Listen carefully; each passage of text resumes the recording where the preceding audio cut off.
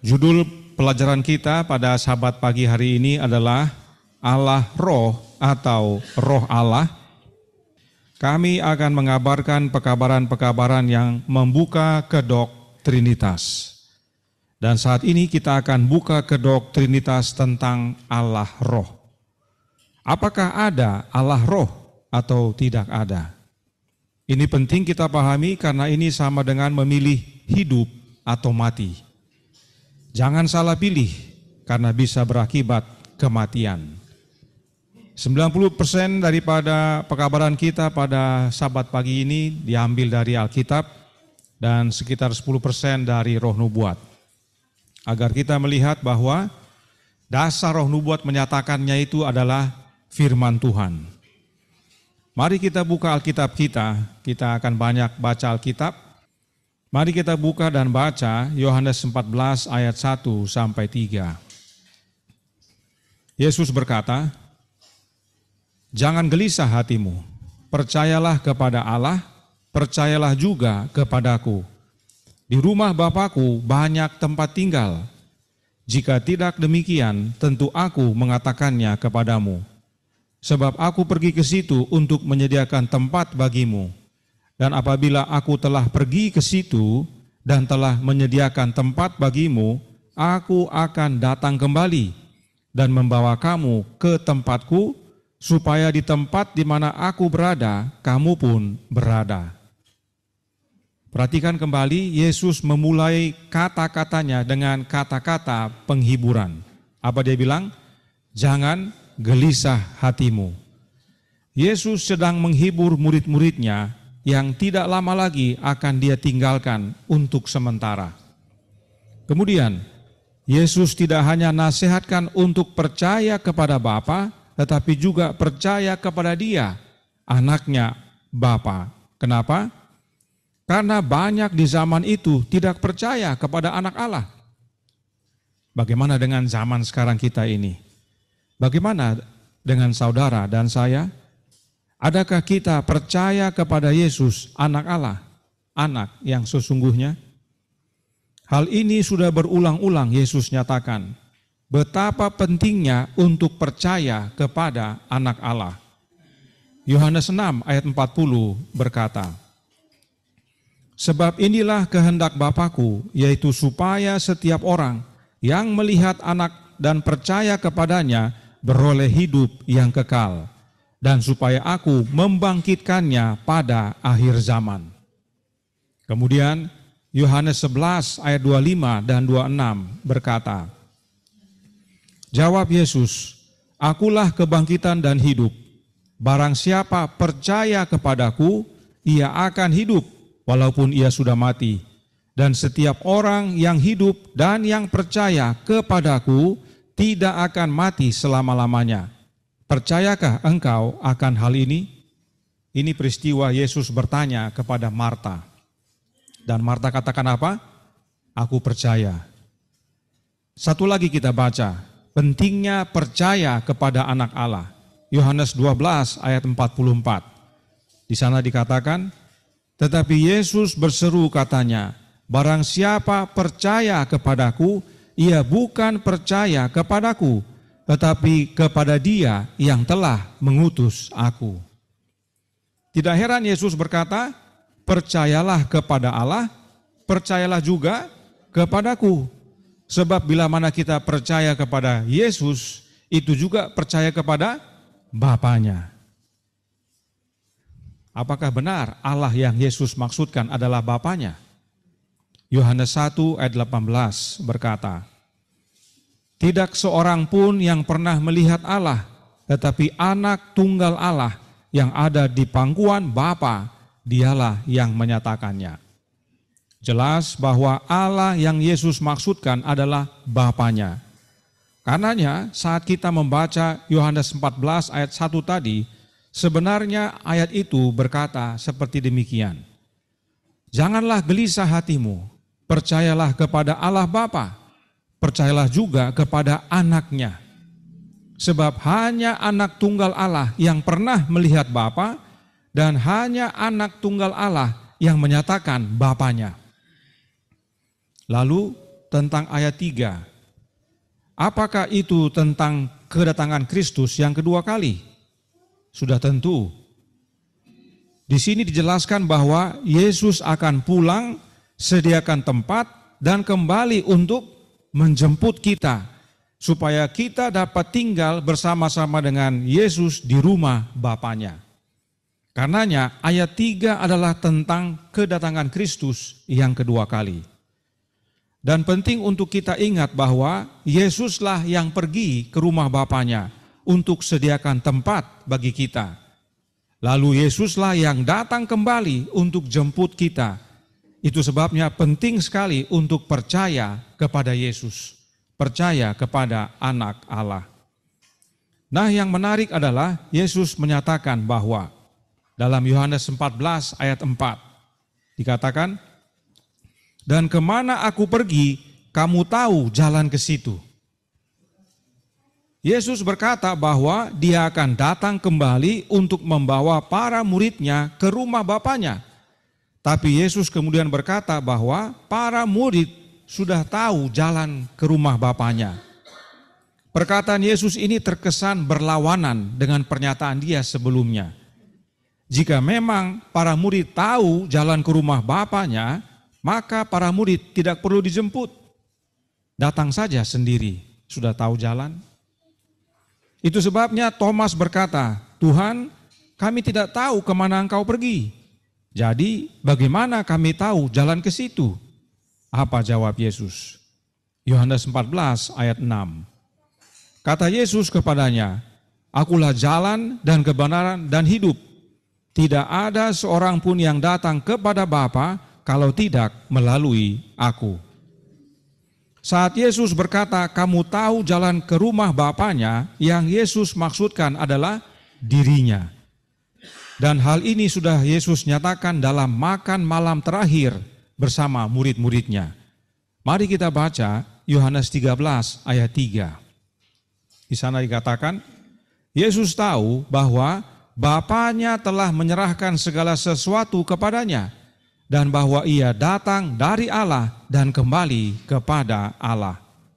Artinya, Yesuslah jalan kepada Bapa, sebab dia datang dari Bapa dan kembali kepada Bapa. Kebenaran ini Yesus ulangi lagi dalam Yohanes 16 ayat 28. "Aku datang dari Bapa dan aku datang ke dalam dunia. Aku meninggalkan dunia pula dan pergi kepada Bapa." Semakin jelas bahwa Allah yang Yesus maksudkan adalah Bapanya. Dan karenanya Yesuslah jalan kepada Bapa, sebab dia datang dari Bapa dan kembali kepada Bapa. Namun, sebagaimana kita semua umat-umat Allah, meski sudah jelas dinyatakan di dalam Alkitab, kita sama seperti para murid, tidak memperhatikan dan masih bertanya. Jadi, waktu Yesus berkata, "Kamu tahu jalan ke situ," dia bukan berbicara sesuatu yang belum dia sampaikan kepada para murid-muridnya. Oh, bukan. Jalan itu sudah Yesus nyatakan kepada para murid-muridnya, yaitu dirinya sendiri. Itu sebabnya Yesus ingatkan dan berkata dalam Yohanes 14 ayat 6 tadi, "Akulah jalan dan kebenaran dan hidup. Tidak ada seorang pun yang datang kepada Bapa kalau tidak melalui aku." Apakah dalam ayat ini Yesus menyatakan adanya jalan yang lain? Sama sekali tidak ada. Yesuslah satu-satunya jalan kepada Bapa. Tidak ada jalan yang lain. Tidak ada seorang pun. Kita perlu ingat baik-baik ayat ini, karena ini adalah ayat dasar dari semua kebenaran yang dijelaskan Yesus dalam Yohanes 14, 15, 16, dan doanya dalam Yohanes pasal 17. Dan kita akan lihat secara ringkas dalam pekabaran hari ini. Dan oleh karena kondisi para muridnya itu, Yesus berkata dalam Yohanes 14 ayat 7, "Sekiranya kamu mengenal aku, kamu pasti juga mengenal Bapa-Ku. Sekarang ini kamu mengenal Dia dan kamu telah melihat Dia." Kata mengenal dalam ayat ini diterjemahkan dari kata Yunani yang sama dengan kata mengenal dalam Yohanes pasal 17 ayat 3. Di sana dikatakan, inilah hidup yang kekal itu, yaitu bahwa mereka mengenal Engkau, satu-satunya Allah yang benar, dan mengenal Yesus Kristus yang telah Engkau utus. Mengenal Bapa dan mengenal anaknya sangat penting sekali. Sebab itulah hidup yang kekal. Karenanya Yesus sudah nyatakan sebelumnya, ini bukan yang pertama kali. Lukas 10 ayat 22. Semua telah diserahkan kepadaku oleh Bapakku, dan tidak ada seorang pun yang tahu siapakah anak selain Bapa, dan siapakah Bapa selain anak, dan orang yang kepadanya anak itu berkenan menyatakan hal itu. Kata tahu dalam ayat ini diterjemahkan dari kata Yunani yang sama dengan kata mengenal dalam Yohanes 17 ayat 3 dan Yohanes 14 ayat 7 tadi. Artinya Yesus berulang-ulang menyatakan bahwa hanya melalui Dia kita dapat mengenal Bapa, tidak ada jalan lain. Sebab mengenal Bapa dan anaknya adalah hidup yang kekal. Namun anehnya seorang muridnya tetap tidak mengerti. Yohanes 14 ayat 8. Kata Filipus kepadanya, Tuhan, tunjukkanlah Bapa itu kepada kami. Itu sudah cukup bagi kami. Apa pesan dari pertanyaan ini? Nyonya White menanggapi sikap Filipus dengan menuliskan dalam Reflecting Christ halaman 354 paragraf 4. Dikatakan, terlalu sering kita mendukakan hati Yesus karena ketidakpercayaan kita. Iman kita rabun dekat. Dan kita membiarkan cobaan membawa kesalahan yang kita warisi dan kembangkan. Ketika dibawa ke keadaan yang sulit, kita memalukan Allah dengan bersungut dan mengeluh. Inilah yang Filipus nyatakan kepada Yesus, bahwa dia tidak percaya kepada Yesus. Itu sebabnya dia bilang, bagi dia melihat Bapa sudah cukup. Padahal di awal Yesus berkata, percayalah kepada Bapa, percayalah juga kepadaku. Dan Yesus jelaskan bahwa hanya anak yang mengenal Bapa dan hanya Bapa yang mengenal anak. Melihat anak, melihat Bapa. Tapi buat Filipus cukup hanya kepada Bapa. Apakah kita berbuat yang sama seperti Filipus? Sudah tentu. Sebab iman kita rabun dekat. Sering kita bersungut, mengeluh, dan khawatir saat menghadapi keadaan yang sulit. Sikap ini menyatakan ketidakpercayaan kita kepada Yesus. Tidak heran Yesus menanggapinya dengan greget. Yohanes 14 ayat 9. Kata Yesus kepadanya, telah sekian lama aku bersama-sama kamu, Filipus, namun engkau tidak mengenal aku? Barang siapa telah melihat aku, ia telah melihat Bapa. Bagaimana engkau berkata, tunjukkanlah Bapa itu kepada kami? Kondisi seperti ini Paulus tuliskan dalam Ibrani 5 ayat 11. Tentang hal itu banyak yang harus kami katakan, tetapi yang sukar untuk dijelaskan, karena kamu telah lamban dalam hal mendengarkan. Kondisi Filipus, kondisi kita semua. Kita lamban dalam mendengarkan. Paulus berkata dalam ayat 12, ditinjau dari sudut waktu, sudah seharusnya menjadi pengajar. Dari segi waktu, Filipus dan kita semua seharusnya sudah menjadi pengajar. Tapi kita lamban mendengarkan. Sehingga kata Paulus, kamu masih perlu lagi diajar asas-asas pokok dari pernyataan Allah. Dan kamu masih memerlukan susu, bukan makanan keras. Filipus dan kita semua karena lamban mendengarkan masih harus diajar ulang-ulang tentang dasar-dasar kebenaran. Padahal seharusnya kita semua sudah harus menjadi pengajar. Perlu diulang-ulang sebab belum bisa meningkat. Senangnya harus apa? Minum susu. Kasih susu terus hari-hari. Susu, belum bisa makanan yang keras. Kalau yang keras nanti marah, tersinggung, sakit hati, ya. Senangnya susu, Makanya lamban mendengarkan. Perkataan Yesus ini adalah teguran bagi kita juga.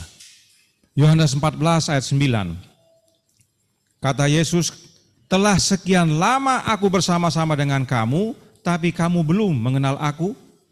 Adakah kita sudah mengenal Yesus? Jika ya, ajarkan, kabarkan, jangan lamban mendengarkan. Apa makna lamban mendengarkan ini? Dalam terjemahan Alkitab lainnya, khususnya Contemporary English Version, dikatakan, engkau lamban untuk mengerti. Sudah jelas, sudah diulang, sudah lihat, tapi lamban mengerti. Ingat tadi dalam ayat 7, Yesus berkata, sekiranya kamu mengenal aku, pasti kamu juga mengenal Bapa-Ku. Sekarang ini kamu mengenal Dia dan kamu telah melihat Dia. Tetapi tetap saja para murid tidak mengerti. Padahal tentang hal ini Yesus sudah pernah sampaikan. Yohanes 12 ayat 45. Dan barang siapa melihat aku, ia melihat Dia yang telah mengutus aku. Siapa Dia yang telah mengutus Yesus? Bapanya. Yohanes 5 ayat 37. Bapa yang mengutus aku, Dialah yang bersaksi tentang aku. Kamu tidak pernah mendengar suaranya, rupanya pun tidak pernah kamu lihat. Jadi pada waktu Yesus berkata, barang siapa telah melihat aku, ia telah melihat Bapa, itu bukan yang pertama kali Yesus nyatakan. Sudah pernah Yesus kabarkan. Tapi karena lamban mendengar, lamban mengerti, harus diulang kembali. Nah, Yesus tidak berhenti di ayat 9 untuk menyatakan rasa gregetnya kepada Filipus. Yesus lanjutkan penjelasannya tentang mengenal anak sama dengan mengenal Bapa, tapi dengan cara yang lebih intim. Yohanes 14 ayat 10 berkata, tidak percayakah engkau, dia bicara kepada Filipus ini, bahwa aku di dalam Bapa dan Bapa di dalam aku? Apa yang aku katakan kepadamu tidak aku katakan dari diriku sendiri, tetapi Bapa yang diam di dalam aku, Dialah yang melakukan pekerjaannya. Kalau Yesus belum pernah menyatakan kepada Filipus tentang kebenaran ini, Filipus dapat memperdebatkan pertanyaan Yesus itu. Dia bisa bilang begini, Yesus, kamu tanya percayakah, tapi kamu belum pernah bilang sama saya. Saya tidak tahu bahwa kalau melihat kamu sama dengan melihat Bapa, saya tidak tahu, kamu belum pernah bilang. Tapi Yesus sudah pernah bilang, sudah pernah tunjukkan bahwa Dia adalah anak Allah, tapi kamu tidak percaya juga. Itu sebabnya Yesus ulang lagi. Sebab bagaimana bisa Filipus percaya jika dia belum pernah dengar? Tapi kenyataannya Yesus sudah pernah nyatakan, Yesus sudah pernah jelaskan kepada para muridnya bahwa kamu melihat saya, kamu melihat Dia yang mengutus saya. Jadi pada waktu Yesus bertanya, itu karena Dia sudah pernah sampaikan. Yohanes 10 ayat 37 dan 38 berkata, jikalau aku tidak melakukan pekerjaan-pekerjaan Bapa-Ku, janganlah percaya kepadaku. Tetapi jikalau aku melakukannya dan kamu tidak mau percaya kepadaku, percayalah akan pekerjaan-pekerjaan itu, supaya kamu boleh mengetahui dan mengerti bahwa Bapa di dalam aku dan aku di dalam Bapa. Bisa lihat ya? Pernyataan Yesus bahwa Dia di dalam Bapanya dan Bapa di dalam Dia, itu bukan pada waktu Dia berkata kepada Filipus, percayakah engkau bahwa aku dalam Bapa dan Bapa dalam aku? Bukan pertama kali. Yesus sudah pernah sampaikan sebelumnya bahwa pekerjaan itu karena Bapa dalam dirinya dan Dia dalam Bapanya, sehingga Dia mampu mengerjakan pekerjaan yang besar itu. Karenanya Dia ulang lagi, percayakah engkau Filipus terhadap yang saya sudah sampaikan yang lalu? Kalau boleh kita bilang dalam Yohanes 10 itu, coba ingat lagi dalam Yohanes 10, saya sudah bilang bahwa saya dalam Bapa dan Bapa dalam saya. Percayakah engkau? Percayakah kita? Nah sekarang bagaimana caranya Bapa dalam Yesus dan Yesus dalam Bapanya? Yohanes 3 ayat 34. Sebab siapa yang diutus Allah, Dialah yang menyampaikan firman Allah. karena Allah mengaruniakan rohnya dengan tidak terbatas. Rohnya siapa ini? Rohnya Allah. Ya, Allah mengaruniakan rohnya. Berarti roh tersebut milik siapa? Milik Allah. Rohnya Allah itu yang dia karuniakan kepada anaknya dengan tidak terbatas. Kita sudah tahu tadi bahwa Allah yang dimaksud adalah Bapa. Jadi dalam hal ini dikatakan bahwa Bapa mengaruniakan rohnya dengan tidak terbatas, yaitu kepada Dia yang menyampaikan firman. Siapakah yang menyampaikan firman ini? Yesus Kristus tentunya. Ibrani 12 ayat 25 berkata, "Jagalah supaya kamu jangan menolak Dia yang berfirman. Sebab jikalau mereka yang menolak Dia yang menyampaikan firman Allah di bumi tidak luput, apalagi kita, jika kita berpaling dari Dia yang berbicara dari sorga." Orang Yahudi menolak Yesus yang menyampaikan firman Allah di dunia ini, dan mereka tidak luput dari hukuman. Oleh karena itu, yang menyampaikan firman adalah Yesus. Lalu, Allah yang mengaruniakan rohnya kepada Yesus. Nah, Allah yang dimaksud adalah Allah Bapa. Maka ayat ini dengan sendirinya berkata, Bapa mengaruniakan rohnya kepada Yesus anaknya dengan tanpa batas. Jadi ayat ini sebenarnya berkata Bapa mengaruniakan rohnya, karena Allah yang dimaksud adalah Bapa, kepada Dia yang berfirman, yaitu anaknya. Sebab anak Allah lah yang menyampaikan firman Allah di dunia ini. Dan Bapa mengaruniakan rohnya kepada anaknya dengan tanpa batas. Melalui rohnya Bapa inilah Bapa tinggal dalam Yesus. Jadi dalam Yohanes pasal 14 ayat 10 tadi, Yesus menjelaskan bahwa Bapa diam dalam Yesus oleh kehadiran rohnya Bapa, atau Yesus tinggal dalam Bapa oleh kehadiran rohnya Bapa itu. Nah, apakah rohnya Bapa adalah roh yang kudus? Sudah tentu, sebab Bapa adalah kudus. Itu sebabnya Petrus berkata dalam Kisah 10 ayat 37 dan 38.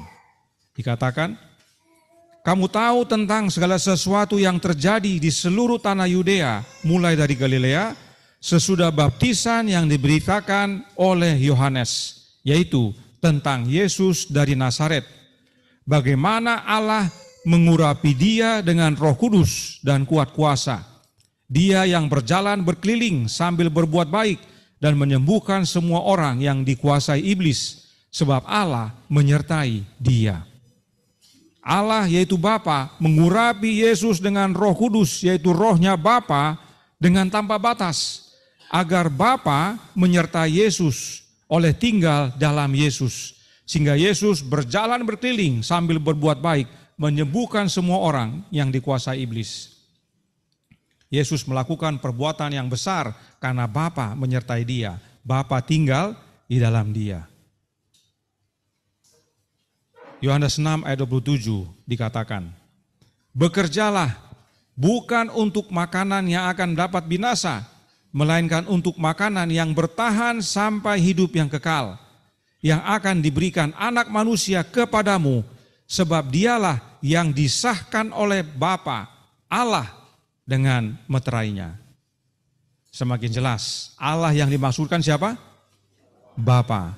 Bapa mensahkan Yesus dengan meterainya. Apa meterai Allah ini atau meterai Bapa ini? Efesus 1 ayat 13 berkata, "Di dalam Dia kamu juga, karena kamu telah mendengar firman kebenaran, yaitu Injil keselamatanmu, di dalam Dia kamu juga ketika kamu percaya dimeteraikan dengan Roh Kudus yang dijanjikannya itu." Ini dua kalimat yang perlu kita ingat. Dimeteraikan dengan Roh Kudus yang dijanjikannya itu. Paulus tidak menuliskan dimeteraikan oleh Roh Kudus, tetapi Paulus tuliskan dimeteraikan dengan Roh Kudus. Artinya Roh Kudus itu bukan oknum yang lain. Sebab bukan Roh Kudus yang memeteraikan Yesus, tetapi Allah yang memeteraikan Yesus dengan Roh Kudus, yaitu rohnya Bapa itu sendiri. Allah Bapa memeteraikan Yesus dan kita juga dengan rohnya yang kudus yang dijanjikannya itu. Nah sekarang bagaimana Allah Bapa wujudkan meterainya ini melalui roh yang dijanjikan itu? 2 Korintus 1 ayat 21 dan 22. Sebab Dia yang telah meneguhkan kami bersama-sama dengan kamu di dalam Kristus adalah Allah yang telah mengurapi, memeteraikan tanda miliknya atas kita dan yang memberikan Roh Kudus di dalam hati kita sebagai jaminan dari semua yang telah disediakan untuk kita. Jadi Allah Bapa mengurapi kita, memeteraikan kita sebagai tanda miliknya dengan memberikan Roh Kudus ke dalam hati kita. Pertanyaan, Roh Kudus yang mana yang Allah Bapa berikan ke dalam hati kita? Galatia 4 ayat 6. Galatia 4 ayat 6 berkata, dan karena kamu adalah anak, maka Allah telah menyuruh roh anaknya ke dalam hati kita yang berseru, ya Aba, ya Bapa. Roh Kudus yang Allah berikan ke dalam hati kita adalah roh anaknya, yaitu roh Kristus. Inilah yang dijanjikan Yesus.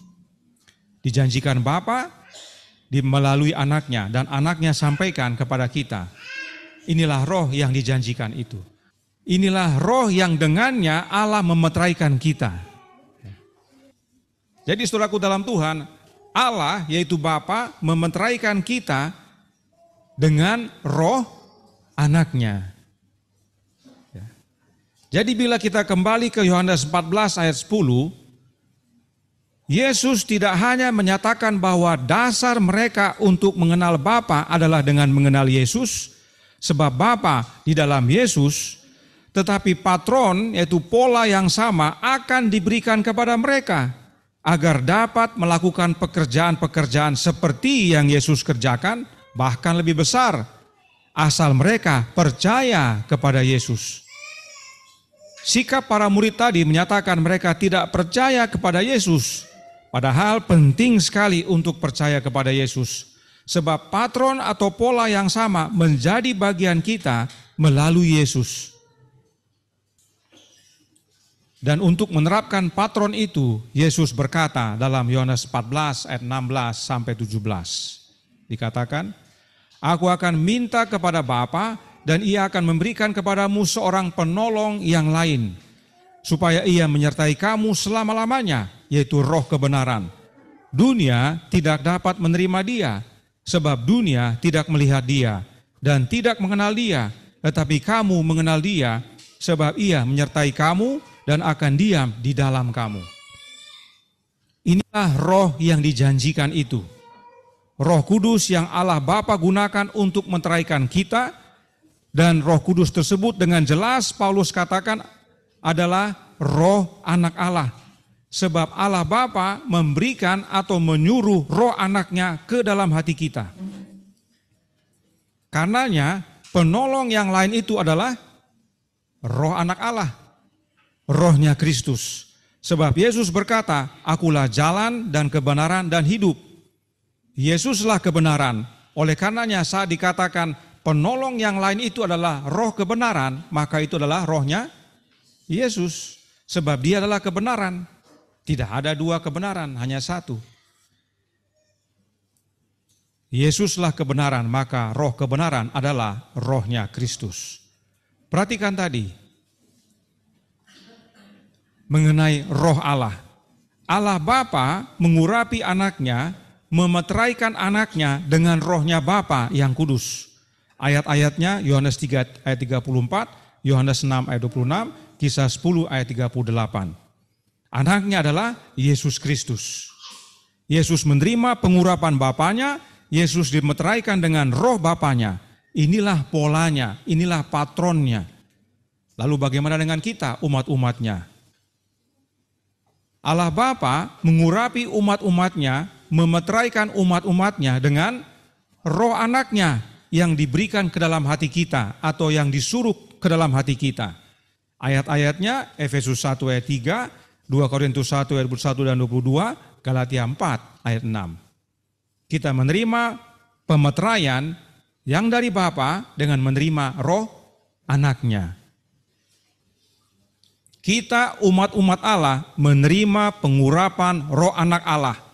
Bapa memeteraikan kita dengan roh anaknya. Roh Kristuslah yang disuruh ke dalam hati kita. Mengapa yang kita terima adalah roh anak Allah dan bukan roh Allah?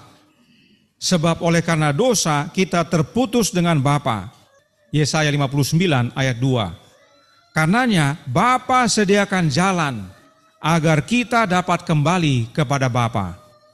Karenanya agar kita dapat menerima roh Allah, yaitu rohnya Bapa, yang mana Bapa memeteraikan anaknya dengan rohnya, supaya kita dapat terima pemeteraian yang sama. Bapa sediakan jalan, yaitu siapa? Anaknya, Yesus. Sehingga saat kita menerima Yesus dalam hati kita oleh kehadiran rohnya, pemeteraian yang sama menjadi bagian kita. Oleh karenanya,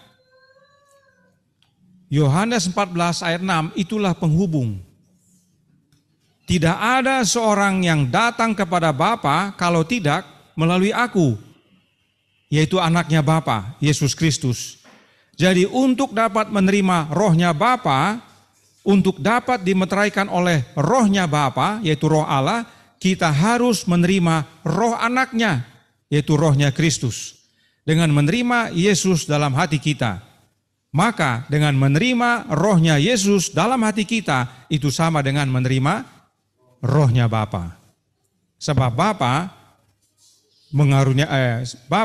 mengaruniakan rohnya kepada anaknya, memeteraikan anaknya, agar kita terima pola yang sama ini, kita terima melalui anaknya, Yesus. Inilah patronnya untuk kita.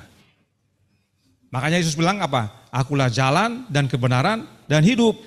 Tidak ada seorang pun yang datang kepada Bapa kalau tidak lewat saya.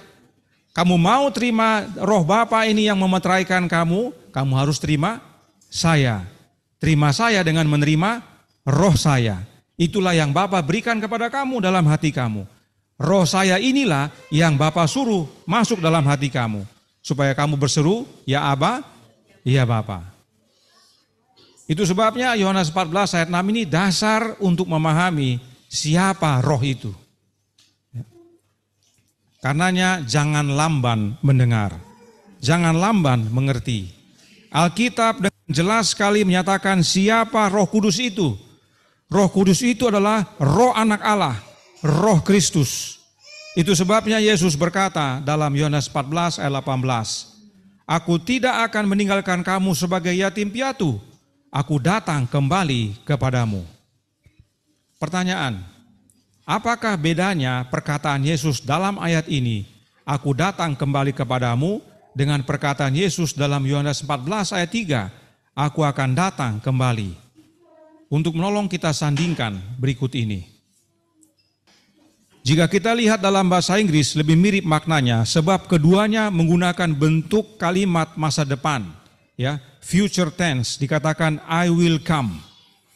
Sementara dalam bahasa Indonesia dikatakan aku datang dan aku akan datang. Hanya Yohanes 14 ayat 3 yang menyatakan aku akan, yang menyatakan masa depan. Tapi dalam Yohanes 14 ayat 18 di situ dikatakan aku datang kembali, ya. Ya, jadi kalau kita lihat dalam kalimatnya saja, kalimat dalam bahasa Inggris terkesan lebih serupa sebab dikatakan I will come to you, I will come again. Tapi dalam bahasa Indonesia hanya dikatakan aku datang kembali kepadamu. Nah, ayat 14 ayat 3 dikatakan aku akan datang kembali. Artinya di masa depan. Nah, apa bedanya kedua ayat ini? Karena banyak orang yang mengajarkan bahwa Yohanes 14 ayat 3 dengan Yohanes 14 ayat 18 bermakna sama, yaitu tentang kedatangan Kristus yang kedua kali. Apakah benar? Tidak benar tentunya. Salah satu bukan kedatangan Kristus yang kedua kali. Yohanes 14 ayat 3 benar tentang kedatangan Kristus yang kedua kali. Tapi Yohanes 14:18 tidak demikian. Kenapa? Apa bedanya? Aku tidak akan meninggalkan kamu sebagai yatim piatu. Oke, boleh. Ada lagi?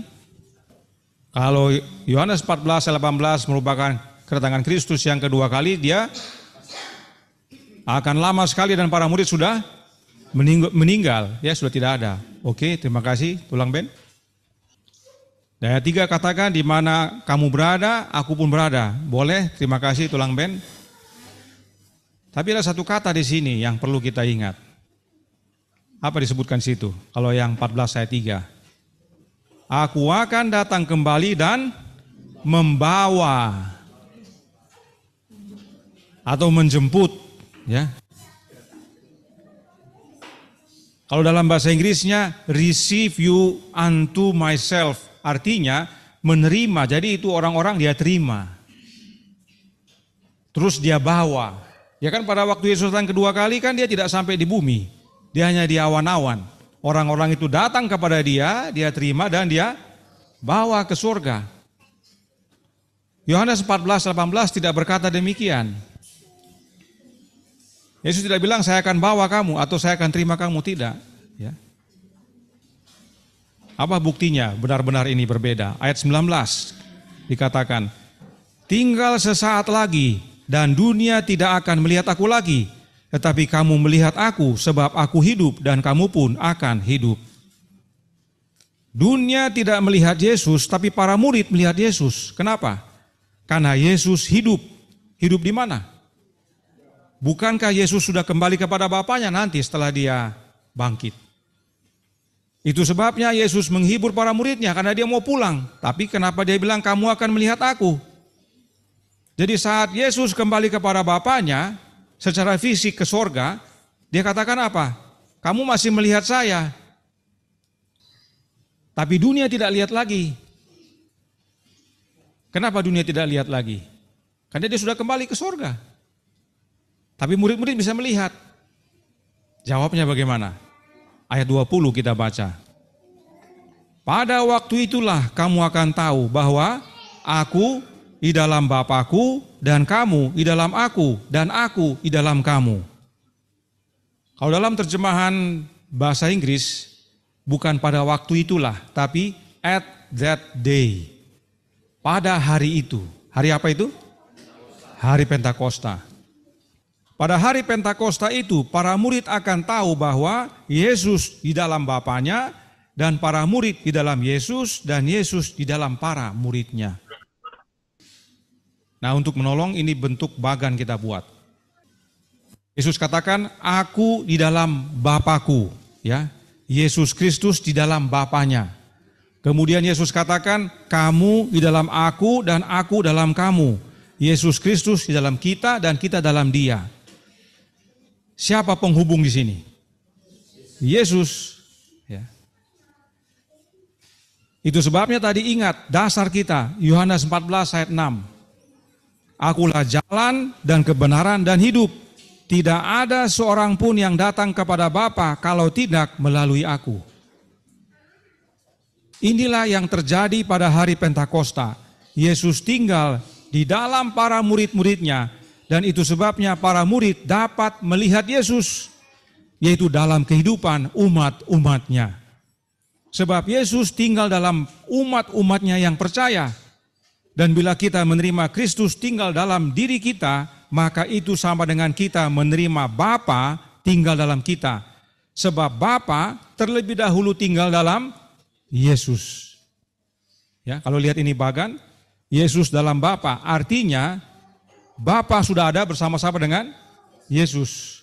Sehingga pada waktu kita terima Yesus, kita terima siapa? Bapa. Ya. Inilah doa Yesus kepada Bapanya. Yohanes 17 ayat 21. Supaya mereka semua menjadi satu, sama seperti Engkau, ya Bapa, di dalam aku dan aku di dalam Engkau.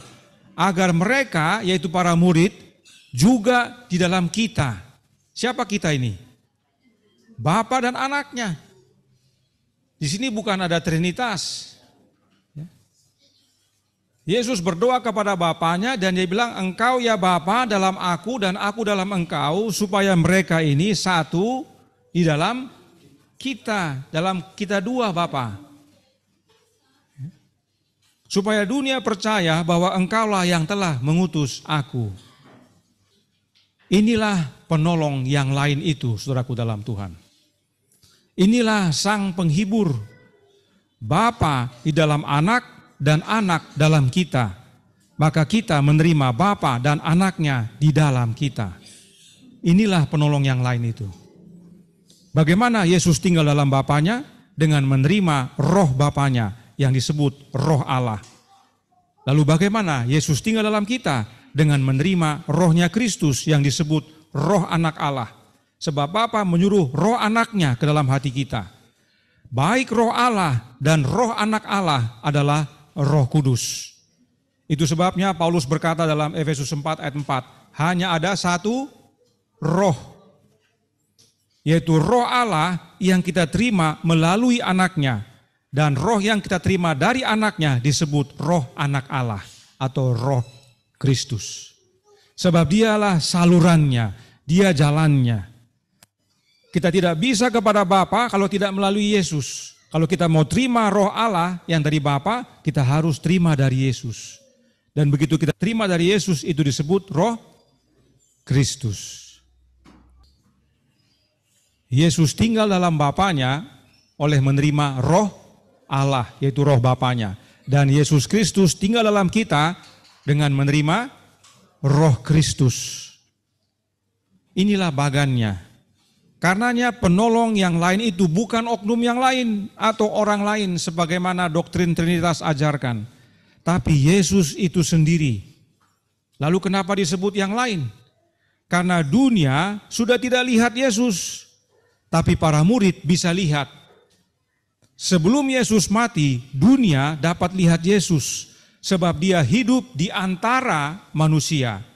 Tetapi sesudah Yesus bangkit dan kembali kepada Bapa, dunia tidak bisa lihat lagi, tetapi para murid bisa lihat sebab Yesus hadir bukan lagi di antara, tetapi di dalam.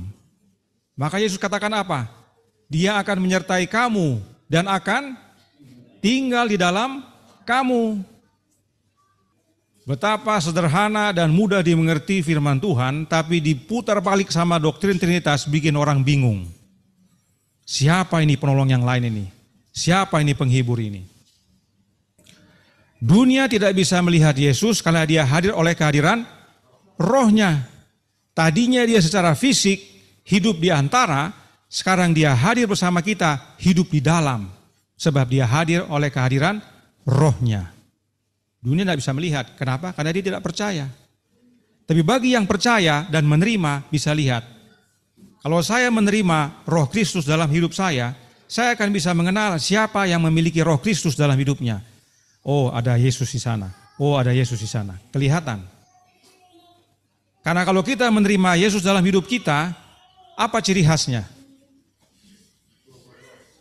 Buah-buah roh, apa yang kita katakan bukan dari diri kita, apa yang kita lakukan bukan dari diri kita, tapi perintah siapa? Perintah Yesus. Sebab Yesus demikian, apa yang dia katakan dari Bapa, apa yang dia lakukan dari Bapa. Pola yang sama jadi bagian kita dan kita akan kenal, oh, ada Yesus di sana. Ada Yesus di sana.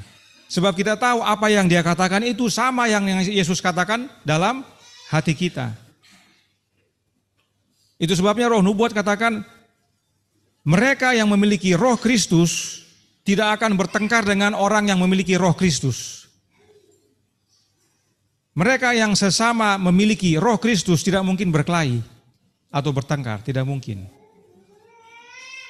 Kalau ada pertikaian, pertengkaran, itu artinya salah satu rohnya berbeda.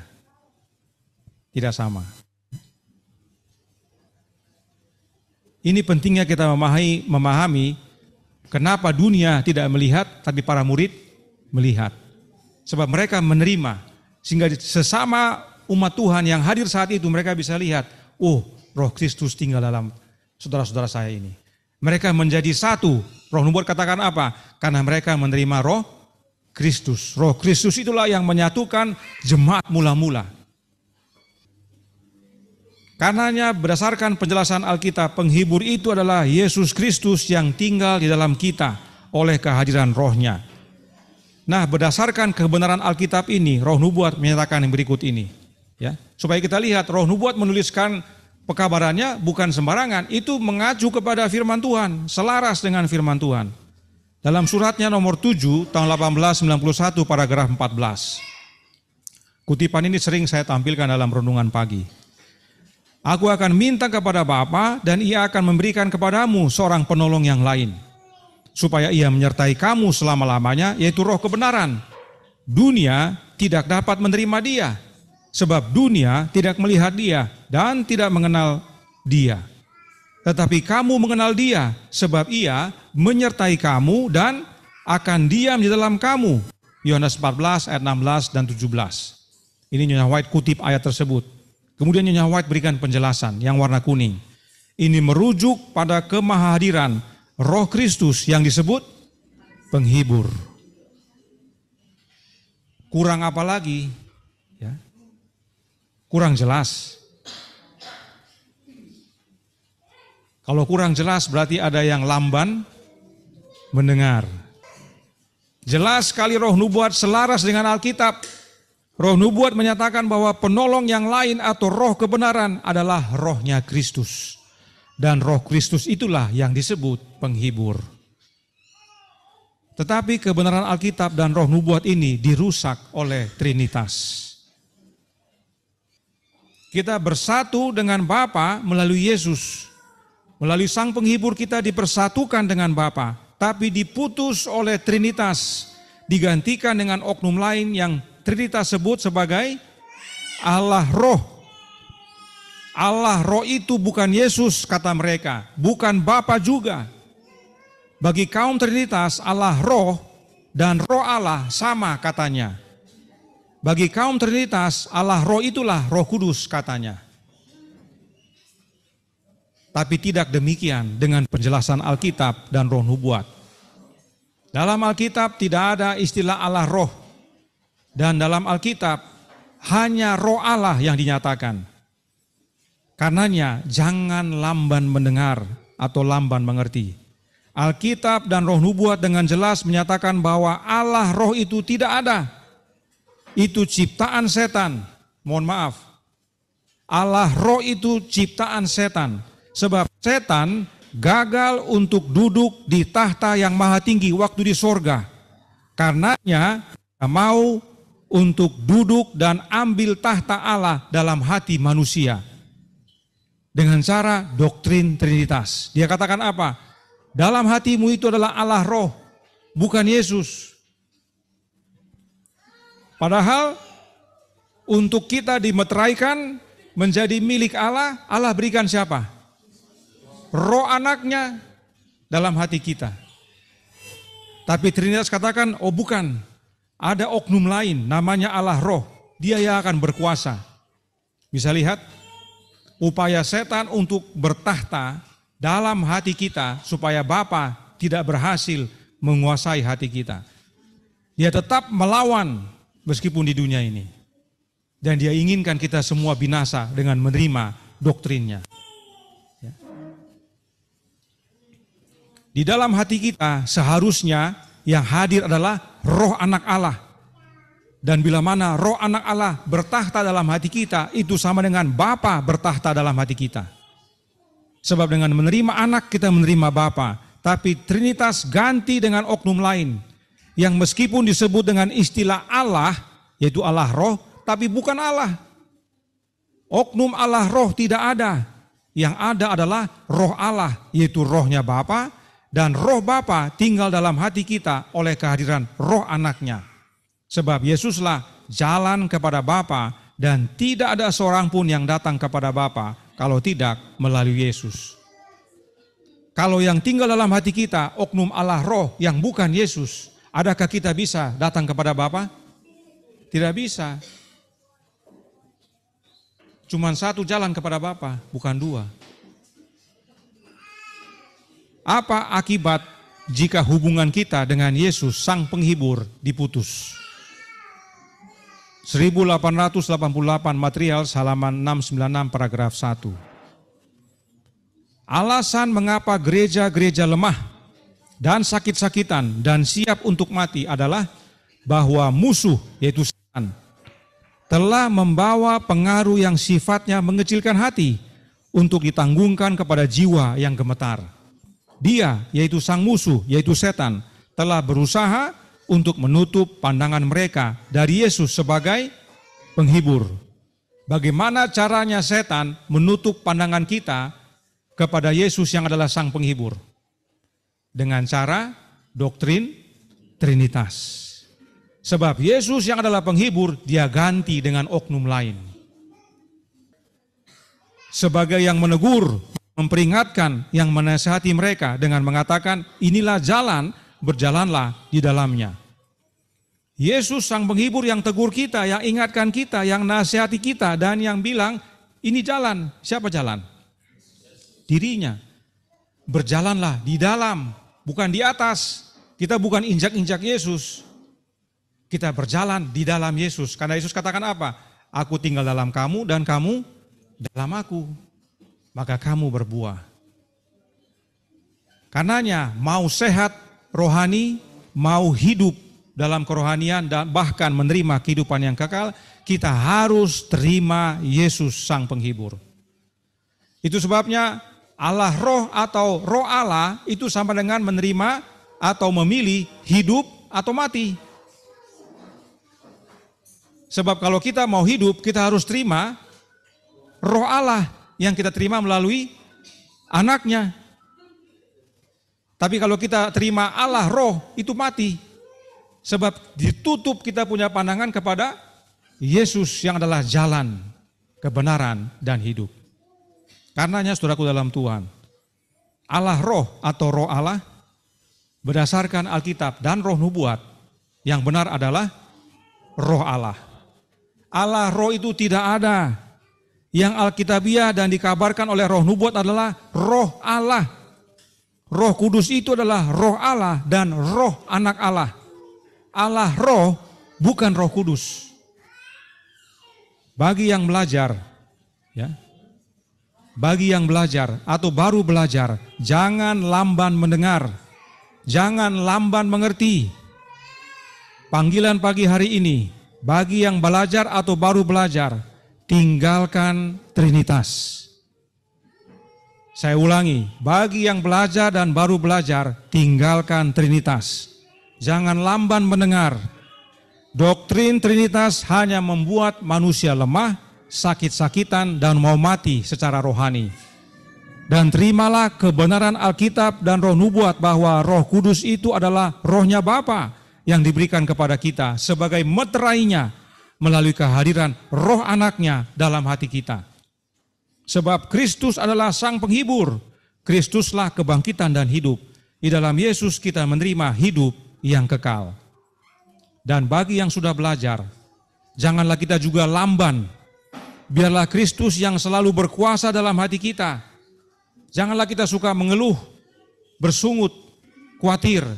Karena dengan berbuat demikian kita tidak percaya kepada Yesus. Tapi bila mana Kristus selalu berkuasa dalam hati kita, bertahta dalam hati kita, kita memiliki apanya? Damai sejahteranya. Yesus katakan apa? Damai sejahteraku kutinggalkan bagimu. Pertanyaan sebelum tutup untuk menguji apakah kita masih lamban mendengar atau tidak. Mudah-mudahan yang mendengar tidak lamban. Efesus 2 ayat 18 berkata, oleh karena Dia, kita kedua pihak dalam satu roh beroleh jalan masuk kepada Bapa. Pertanyaan, siapakah Dia dan siapakah satu roh dalam ayat ini? Ada yang mau jawab? Dia adalah Yesus, terima kasih. Satu roh? Roh siapa? Roh Kristus, roh anak Allah. Apa dasarnya?